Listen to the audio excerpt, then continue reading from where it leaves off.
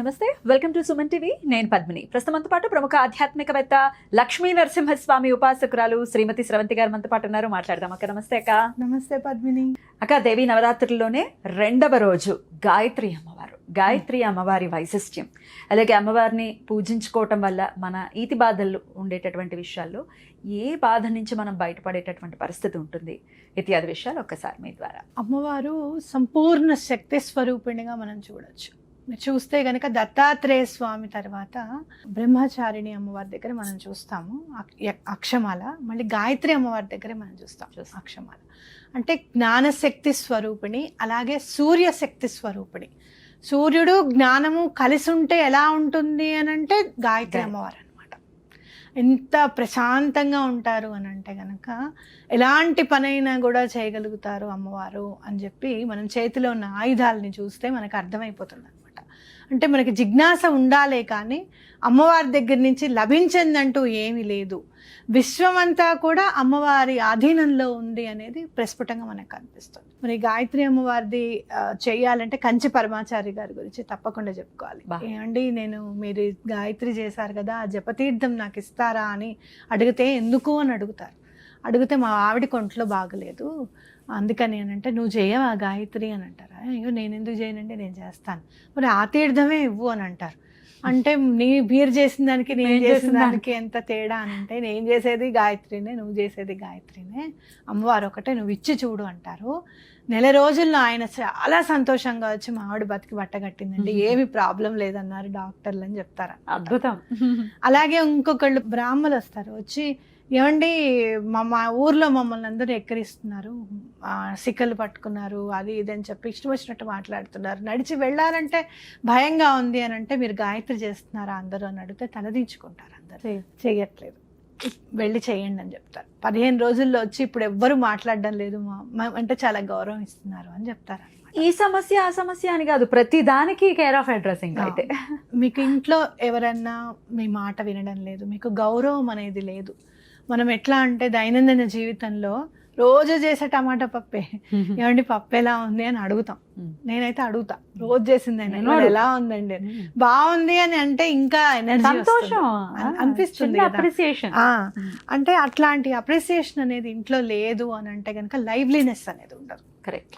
So అలాంటిది లేదు అని అంటే గాయత్రి అమ్మవారికి దండం పెట్టుకోండి, ఆటోమేటిక్గా లైవ్లీనెస్ వచ్చేస్తుంది, ఆ గౌరవం అనేది లభిస్తుంది. ఆఫీస్లో కూడా చాలా ఇబ్బందిగా ఉంది మాకు అని అంటే కనుక అమ్మవారిని తలుచుకుంటే చాలు. మరి గాయత్రి మంత్రం అందరం చదువుకోకూడదు కదా, ఆడవాళ్ళు కూడా చదువుకోకూడదు కదా అంటే అమ్మవారికి ఎవరైతే మీరు గాయత్రి చేస్తున్నారో వాళ్ళకి సేవ చేస్తే చాలు. మీ వారు గాయత్రి చేస్తున్నారు అనుకోండి, ఆయన ఉపవాసం పట్టే నీళ్లు, ఆయన నైవేద్యం పెట్టే నీళ్లు, ఆయనకి నైవేద్యం వండి పెట్టడం, ఇలాంటివి చేస్తే సరిపోతుంది. మరి గాయత్రి మాకు ఇది లేదు, మాకు లేదు అని సర్వ గాయత్రి చదువుకోవచ్చు. లేదా అమ్మవారిని, మీ ఇంట్లో అమ్మవారి లలిత అమ్మవారి ఫోటో ఉందనుకోండి, అమ్మ గాయత్రి దేవికి దండం పెట్టుకుంటున్నాను, ఈ సమస్య నుంచి గట్టెక్కేలా చూడు అని చెప్పి రోజు సూర్యుడికి అర్ఘ్యం పోయడం చాలా ఇంపార్టెంట్. గాయత్రి చదవలేమేమో కానీ సూర్యుడికి అర్ఘ్యం మాత్రం పోయగలం. స్నానం చేసిన తర్వాత తప్పకుండా అర్ఘ్యం ఇవ్వండి, ప్రాబ్లం అనేది నెమ్మదిగా సాల్వ్ అవుతూ వస్తుంది. ప్రతిరోజు ఆడవాళ్ళు కూడా ఇవ్వచ్చు కదా. అవును. అలాగే పిల్లల్లో కూడా జ్ఞానం అనేది జనింపజేస్తారు అమ్మవారు అనేది ఖచ్చితంగా చెప్పుకోవచ్చు. పిల్లల చేత కూడా అర్ఘ్యం ఇప్పించండి, చాలా మంచి జరుగుతుంది అనమాట. ఎలాగో లలితా సహస్రనామం చదువుకుంటారు కాబట్టి చదువుకోవచ్చు. అట్లాగే నీకు ఇష్టమైన దుర్గా అమ్మవారిది ద్వాత్రించున్నామాలు, నేను అదే అడగబోతున్నాను. ద్వాత్రించున్నామాలు అంటే లలితా సహస్రనామం చదవలేని వాళ్ళు ఖచ్చితంగా ద్వాత్రించున్నామాలను అయితే చదువుకోవచ్చు. ఎన్ని మార్లు చదవమంటారు? 11 సార్లు చదివితే చాలా మంచిది, చాలా బాగా పని అవుతుంది. ఈ 9 రోజులు కూడా రోజుకి 11 మార్లు చదువుకుంటే చాలా మంచిది. తెలుసు, చాలా మందికి తెలుసు, తెలియని వాళ్ళ కోసం ఒకసారి మాకు చదివి వినిపిస్తారా? తప్పకుండా వినిపిస్తాను. ఆ విఘ్నేశ్వరుడి పాదపద్ములకు నమస్కరిస్తూ మనం దుర్గా అమ్మవారిది ద్వాత్రించున్నామాలు చదువుకుంటాం. దుర్గా దుర్గార్తి శమని, దుర్గా పద్మిని వారిణి, దుర్గమచ్ఛేదిని, దుర్గ సాధిని, దుర్గనాశిని, దుర్గతోద్ధారిణి, దుర్గ నిహంత్రి, దుర్గమాపహ, దుర్గమజ్ఞానద, దుర్గ దైత్య లోక దవానల, దుర్గమా దుర్గమాలోక దుర్గమాత్మస్వరూపిణి దుర్గమార్గప్రద దుర్గమ విద్య దుర్గమాశ్రిత దుర్గమజ్ఞాన సంస్థాన దుర్గమ ధ్యానభాసిని దుర్గమోహ దుర్గమగ దుర్గమార్థస్వరూపిణి దుర్గమాసురహంత్రి దుర్గమాయుధధారిణి దుర్గమాంగి దుర్గమాత దుర్గమ్య దుర్గమేశ్వరి దుర్గభీమ దుర్గభామ దుర్గభా దుర్గధారిణి నామావళిమిమాం యస్తు దుర్గాయ మమ మానవః పఠేద్వత్సర్భయాన్ముక్తో భవిష్యతి న సంశయః శత్రుభిः పీడ్యమానో వా దుర్గబంధగతోऽపి వా ద్వాత్రింశన్నామ పాఠేనాముచ్యతే నాత్ర సంశయః ఇది శ్రీ దుర్గా ద్వాత్రింశన్నామావళి స్తోత్రం. అద్భుతం. ఈ 32 నామాలు స్వయంగా అమ్మవారే అందించినటువంటి నామాలు. ఇంకోటి 9 రోజులలో మీరు ఏం చేస్తారంటే ఇవాళ అమ్మవారి అలంకరణ ఏంటి, అమ్మవారు అసలు ఉద్దేశం ఏంటి, ఈ అలంకరణకి గాయత్రి అమ్మవారు ఏం చేస్తారు అసలు, అలాంటివి కనుక మీరు చదవడానికి ట్రై చేస్తే సిగ్నిఫికెన్స్ ఆఫ్ గాయత్రిమా అని చెప్పి మీరు ఒకవేళ గూగుల్ చేస్తే కనుక మీకు అర్థమవుతుంది. అమ్మవారి స్వరూపం ఒక్కొక్కళ్ళు ఒక్కొక్క రకంగా అర్థం చేసుకోగలుగుతాం. నాకు దత్తాత్రేయ స్వామి కనిపించారు గాయత్రి అమ్మవారిలో. అట్లా మీకు ఒక్కొక్క దాంట్లో ఒక్కొక్క శక్తిని అయితే మనం ఆరాధిస్తున్నామో మనకు అర్థమవుతుంది అనమాట. కాబట్టి అట్లా మీరు కూడా దాన్ని ఎక్స్ప్లోర్ చేయడానికి ట్రై చేయండి. తప్పకుండా ఒక కొత్త ఆలోచన అనేది వస్తుంది మీకు.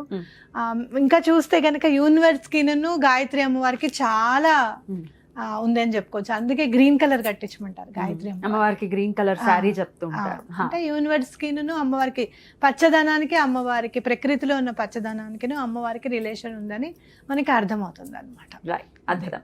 అయితే ఇక మీరు వేదిక్ స్విచ్ వర్డ్స్ ని కూడా పరిచయం చేస్తున్నారు. చాలా చాలా అద్భుతాలు చేసినటువంటి సందర్భాలు అనేకం.